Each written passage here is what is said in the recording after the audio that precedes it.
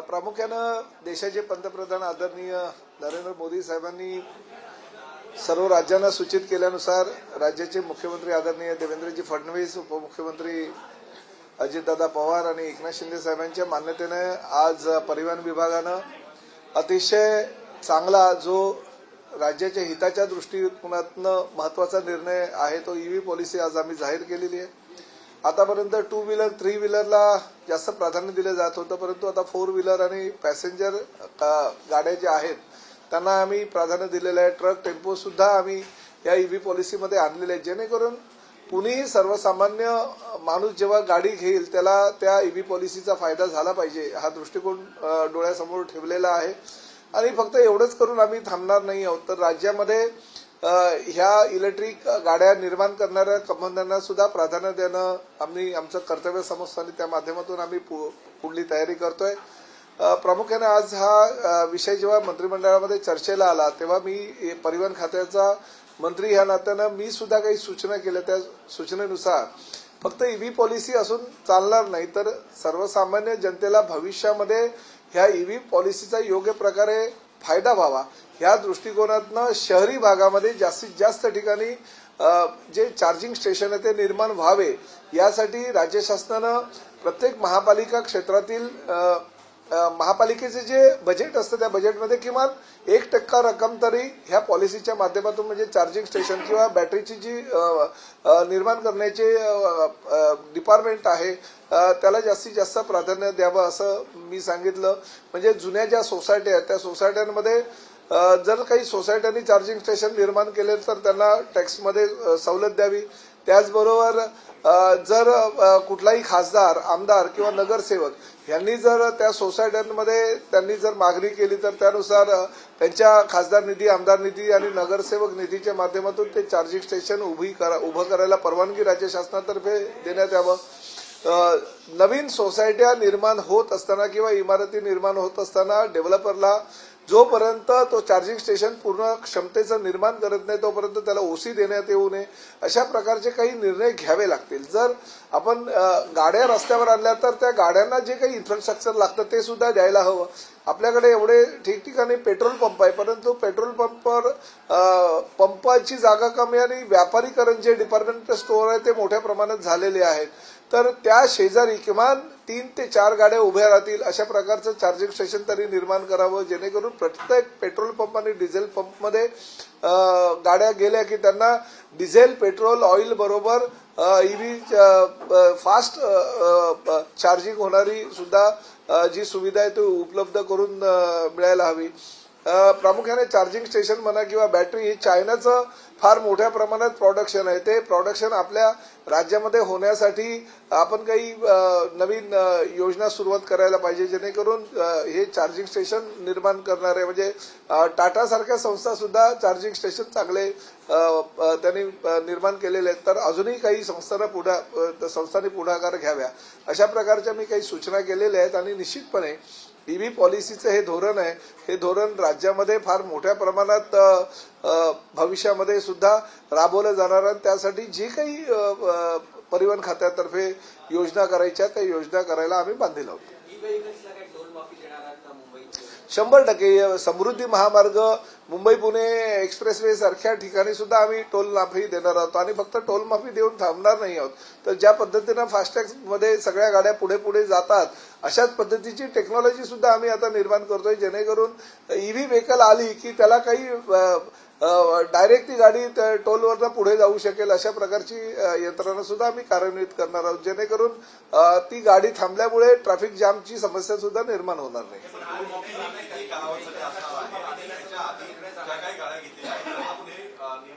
हो, गाड्या तर सगळ्या इलेक्ट्रिक व्हेकलला ते नियम लागू होणार आहे, भरे पूर्वी घेतलेले आहे किंवा आता घेणार आहे त्या प्रत्येक गाडीला ते नियम लागू होणार।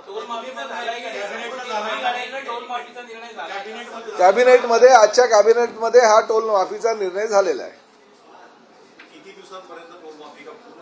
अद्यापर्यंत तो निर्णय झाला नाही, पण असे काही निर्णय आहेत ते दर वर्षाला आम्ही ते जाहीर करतो, म्हणजे एक वर्षांनी आम्ही ते पुढे नेत जाऊ। नाही, आता पॉलिसी डिक्लेअर झाली म्हणजे पुढल्या मंत्रिमंडळाच्या बैठकीमध्ये मिनिट्स कन्फर्मेशन आलं की तो GR निघेल त्याचा. मुख्यमंत्र्यांकडे काही कंपन्यांनी तशा म्हणजे मागणी केलेली आहे, तर मुख्यमंत्री महोदय त्यावर निर्णय घेतील.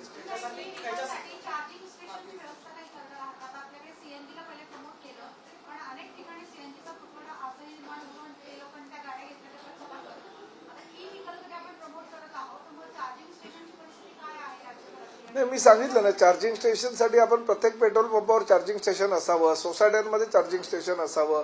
ते चार्जिंग स्टेशन निर्माण करण्यासाठी त्या सोसायट्यांना आपण म्हणजे टॅक्समध्ये सवलत द्यावी आणि त्याचबरोबर जर आमदार खासदार निधी नगरसेवक निधीतून करता येत असेल तर त्याला प्राधान्य द्यावं. ह्या सगळ्या गोष्टी आम्ही करतोय. नाही, त्याच्यामध्ये 10% आपण सबसिडी देतो. म्हणजे 50 लाखाची गाडी जर कोणी घेतली तर 5 लाखाची सबसिडी शासनाच्या वतीने मिळणार आहे त्यांना.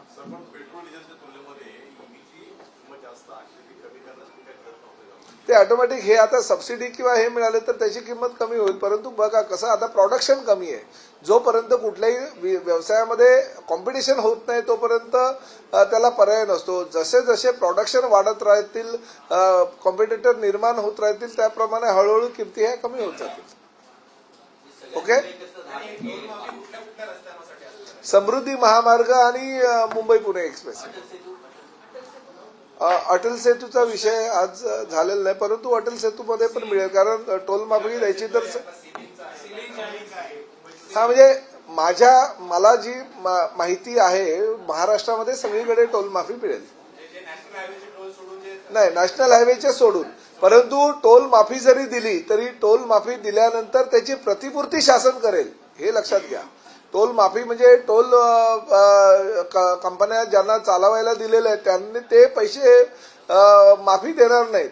ते जे पैसे आहे ईव्ही व्हेकलचे ते शासन प्रतिपूर्तीच्या माध्यमातून भरणार.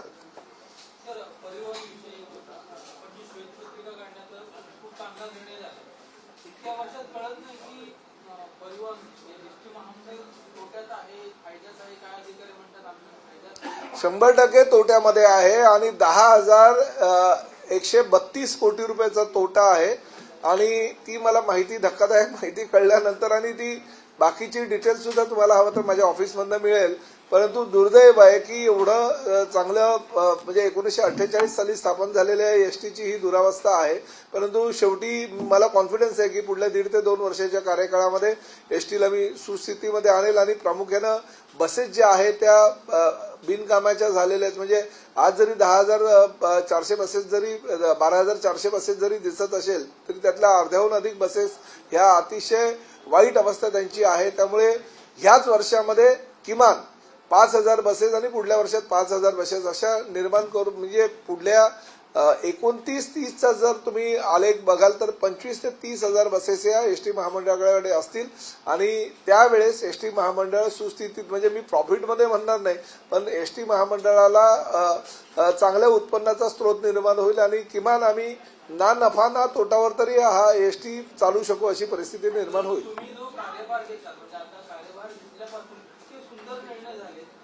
यापूर्वी अनेक मंत्र्यांची दिले होते पण त्या संदर्भात निर्णय एसटीच्या संदर्भात असे घेतले गेले नाहीये. मी घेतले तर माझं स्वागत करा. मागे काय झालं याचं मी काही म्हणणार नाही.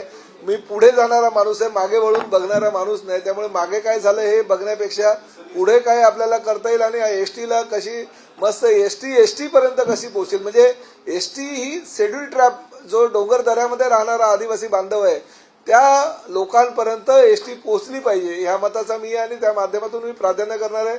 प्रामुख्याने तुम्हाला अजून महत्वाची गोष्ट सांगतो की 7.5 मीटरच्या पण मी नवीन बसेस आता घेतोय. 7.5 मीटरच्या बसेस या डोंगराच्या अगदी कोपऱ्यापर्यंत जाऊ शकतील. म्हणजे जिकडे आदिवासी 20 ते 15-20 घरांचं आदिवासी पाडे असतात तिथपर्यंत एसटी पोहोचेल.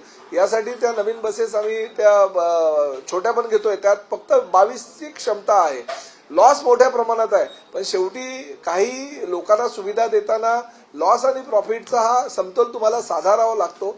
मी ह्या 50 बसेस घेईल तर 500 बसेस आम्ही 13.5 मीटरच्या 12 मीटरच्या घेईल, त्यामुळे व्यवस्थित करेल. पुढे 100 मीटरचे मी काही बसेस 100 बसेस मी ओल्वो घेतोय, त्यातल्या 30 बसेस या मी स्लीपिंग कोच घेतोय, 70 बसेस या मी सिटिंग कोच घेतोय आणि त्या माध्यमातून प्रॉफिट सुद्धा एसटी महामंडळाला होईल. त्यामुळे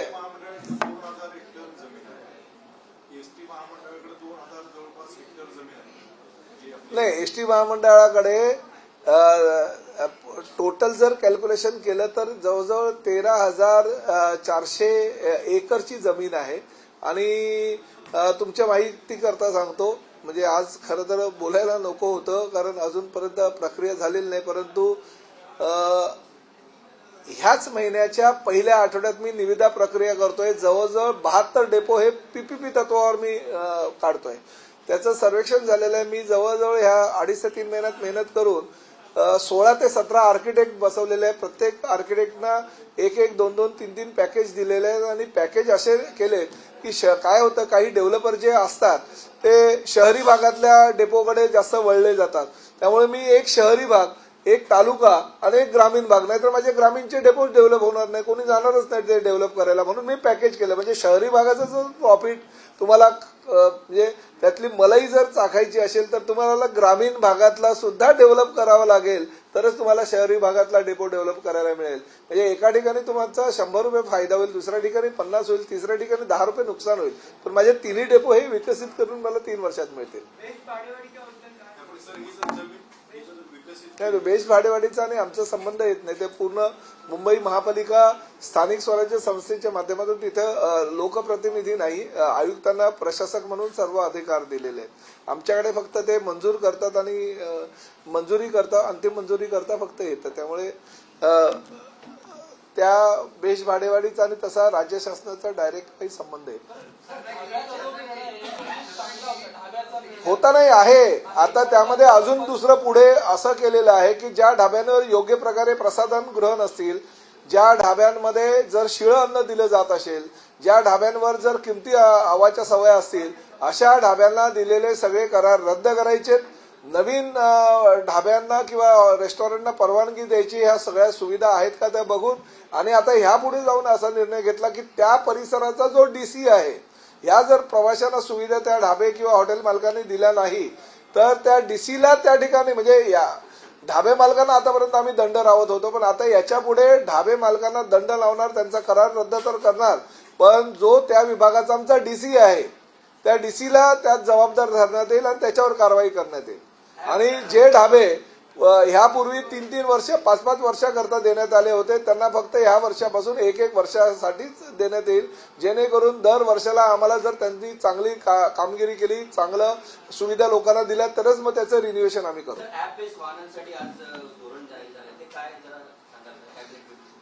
कुठलं ऍप बेस?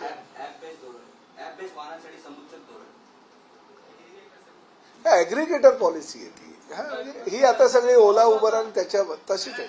महत्वाचा मुद्दा आहे की जे ऑनलाईन पैसे घेतात त्यांवरती कायदा नाहीये.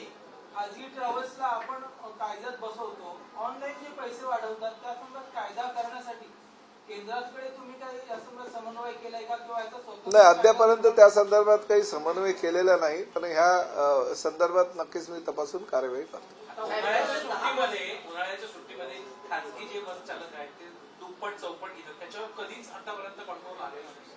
परिवहन विभागात माझं काय म्हणणं आहे, दुसरे दुप्पट चौपट किंवा तिप्पट काय भाडं घेत असतील त्यापेक्षा माझी परिवहन सेवा सक्षम करून ते जे प्रवासी आहेत ते माझ्याकडे कसे आकर्षित कसे होईल यासाठी मी बसेस घेतोय ना. पुढल्या 4 वर्षामध्ये माझ्याकडे 25 ते 30 हजार बसेस आल्यानंतर त्यांचं कंबरड मोडेल ना खासगी बसवाल्यांचं. आता करावं लागेल, त्याशिवाय पर्याय नाही. तुम्ही जे खासगी बस मालक ज्या सुविधा देतात, ज्या बसेस देतात, जर तुम्ही सर्व्हिस दिली तर लोक कशाला जातील त्यांच्याकडे, तुमच्याकडे येतील. तुमचा विश्वास एसटी महामंडळावर लोकांचा विश्वास आहे आणि ही भले आमच्या रंजलेल्या गांजलेल्या बसेस आहेत, पण त्याचाही प्रवास आनंदानं लोक ग्रामीण भागातले घेत आहेत. म्हणून त्या प्रवाशांना कशा अजून सुविधा देता येईल यासाठी मी प्राधान्य देईल.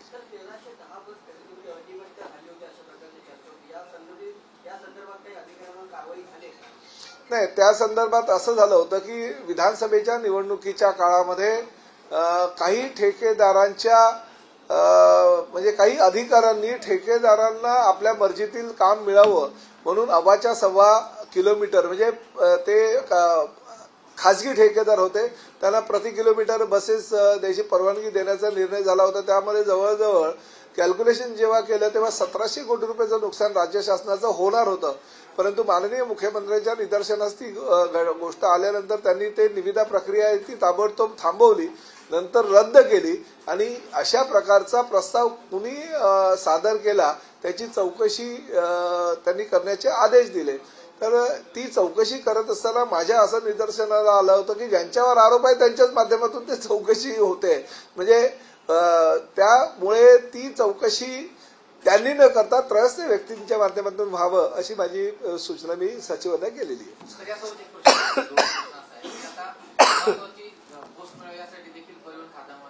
लॉबी सुरू झालेली आहे. कुठली? महत्वाची खाती मिळावी, महत्वाची पोस्ट मिळावी यासाठी परिवहन विभागामध्ये ते सगळे डिपार्टमेंटमध्ये असते ना.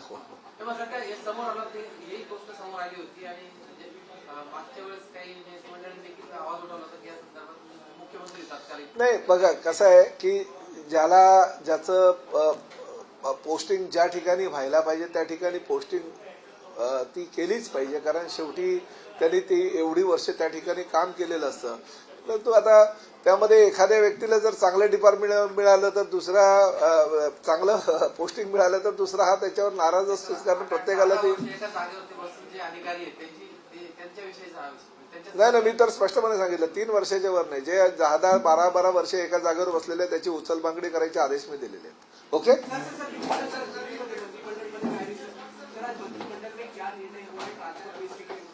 देश के लोकप्रिय पंतप्रधान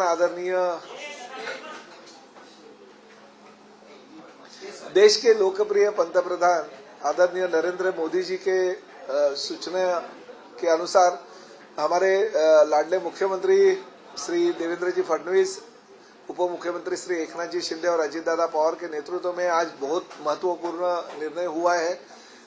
राज्य में सिर्फ अभी तक 2 व्हीलर और 3 व्हीलर को प्राधान्य दिया जाता था, मगर अभी आज मंत्रिमंडल ने जो निर्णय लिया, हम लोग टैक्सी हो, चाहे 4 व्हीलर कार हो, चाहे ट्रक हो, टेम्पो हो, बसेस हो, सभी ईवी व्हीकल्स को हम सब्सिडी देने वाले हैं. सभी ईवी व्हीकल्स रास्ते पे कैसे जल्दी से जल्दी आएंगे इसके लिए हम अच्छी सुविधाएं उन लोगों को देने की कोशिश कर रहे हैं और साथ में राज्य के सभी टोल नाकों से उनको मुक्ति मिलेगी, फ्री वो टोल नाके से निकल जाएंगे और उसकी प्रतिपूर्ति जो है वो राज्य शासन के माध्यम से होगी. तो ये ईवी पॉलिसी हमने आज तैयार की है और मंत्रिमंडल के सामने रखी, उसको मान्यता दी है. ये परिवहन डिपार्टमेंट का मंत्री होने के नाते मैंने ये भी कहा है कि हम लोग ये व्हीकल को सब ज्यादा से ज्यादा प्राधान्य दे रहे हैं, मगर इंफ्रास्ट्रक्चर भी बनना चाहिए. तो हर कॉर्पोरेशन में करीबन 1% जो है वो ईवी पॉलिसी के लिए रखना चाहिए. बजट की प्रोविजन वो करनी चाहिए. पुरानी जो सोसाइटी है उसमें एमपी फंड या एमएलए फंड या नगर सेवक निधि से अगर कुछ चार्जिंग स्टेशन बनते हैं तो उनको परमिशन देनी चाहिए. हमारी सभी जो पेट्रोल पंप, डीजल पंप है उसमें कम से कम 3 से 4 ईवी व्हीकल चार्जिंग स्टेशन उन्होंने निर्माण करने चाहिए. हमारी जो नए बिल्डिंग्स बनेगी वो बिल्डिंग्स में अगर चार्जिंग स्टेशन करेंगे तो ही उनको ऑक्यूपेशन सर्टिफिकेट मिलेगा. ऐसी ये पॉलिसी है.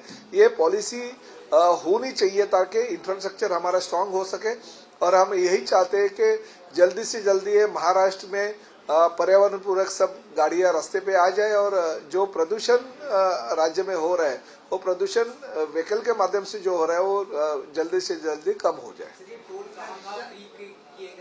राज्य के सभी टोल नाकों पे वो फ्री दिया गया है और फ्री देंगे, यानी जब जीआर निकलेगा तभी. मगर टोल नाके के ठेकेदारों के ऊपर हमने कुछ डाला नहीं है, बल्कि उसकी प्रतिपूर्ति जो है वो राज्य शासन करेगा, कि सिर्फ ईवी व्हीकल के लिए. धन्यवाद.